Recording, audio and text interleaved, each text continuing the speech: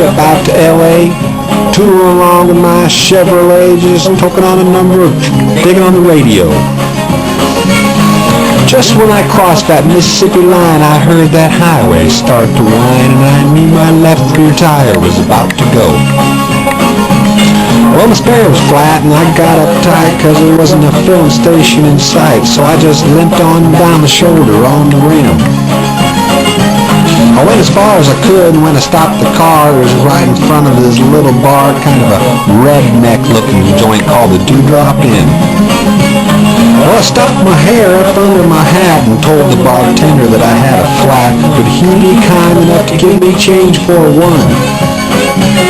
Well, there's one thing I was sure proud to see. There wasn't a soul in the place except for him and me, and he just looked disgusted and pointed toward the telephone. Well, I called up the station down the road a ways, and he said he wasn't very busy today, and he could have somebody there in just about 10 minutes or so. He said, now you just stay right where you're at, and I didn't bother to tell the darn fool that I sure as hell didn't have any place else to go. I just ordered up a beer and sat down at the bar, and some guy walked in and said, who owns this car with the peace sign, the mag wheels, and the 4 on the floor?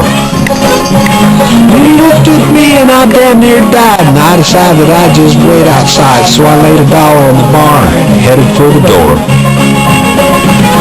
Just when I thought I'd get out of there with my skin, these 5 big dudes come strolling in with some old drunk chick and some fellow with green teeth. I was almost to the door when the biggest one says, you tip your hat to this lady, son, and when I did, all that hair fell off from underneath. Well, the last thing I wanted was to get in a fight in Jackson, Mississippi on a Saturday night, especially when there were 5 drunk people. I started laughing. I felt kind of sick, so I knew I'd better think of something pretty quick, so I just reached out and kicked on green teeth right in the knees. When he let out a yell that would curl your hair, but before he could move, I grabbed me a chair and said, watch him, folks, because he's a fairly dangerous man. You may not know it, but this man's a spy. He's an undercover agent for the FBI, and he's been sent out here to infiltrate the Ku Klux Klan. He was still bent over holding on to his knee, but everybody else was looking and listening to me, and I laid it on thicker and heavier as I went.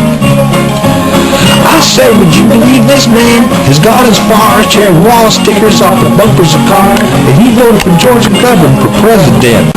Well, he's a friend of them long-haired, hippie-type pinko fags. I bet you he's even got a commie flag tacked up on the wall inside of his garage.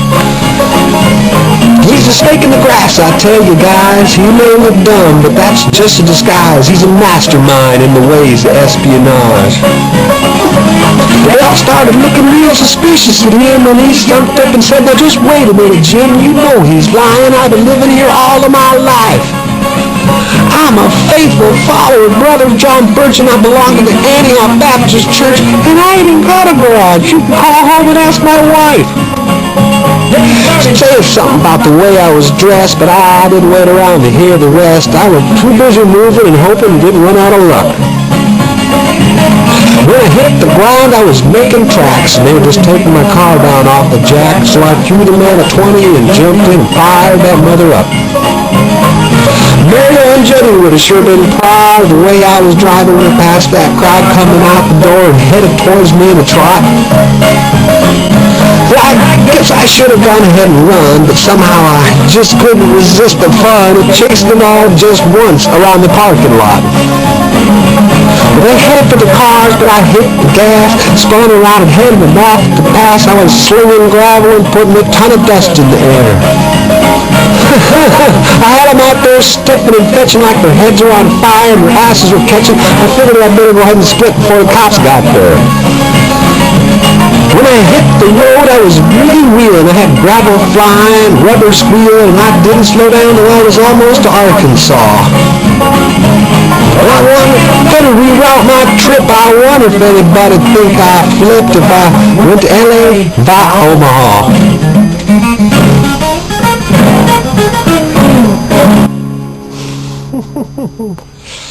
That's it.